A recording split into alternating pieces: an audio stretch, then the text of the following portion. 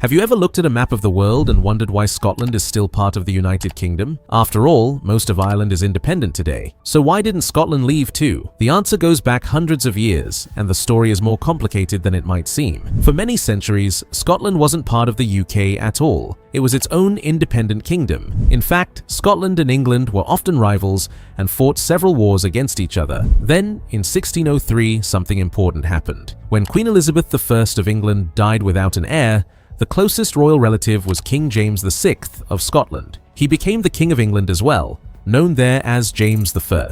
This event is called the Union of the Crowns. Scotland and England were still separate countries, but they now shared the same monarch. About 100 years later, in 1707, the two countries officially united through the Acts of Union, creating the Kingdom of Great Britain. One major reason was economics. Scotland had recently lost a large sum of money in a failed attempt to establish a colony in Panama, known as the Darien Scheme. A political union with England promised financial support and economic stability. From that point on, Scotland and England shared a single parliament in London. In the 20th century, things changed again. After years of conflict, most of Ireland left the UK in 1922, becoming the Irish Free State, although Northern Ireland remained part of the UK. Scotland, however, stayed. In 1999, Scotland regained its own parliament, giving it control over many local issues, but it still remained part of the United Kingdom. Then in 2014, Scotland held a referendum on independence, and about 55% of voters chose to remain in the UK. So today, Scotland is still part of the United Kingdom, but the debate hasn't completely disappeared. With events like Brexit and changing political views, the question of Scotland's future is still being written.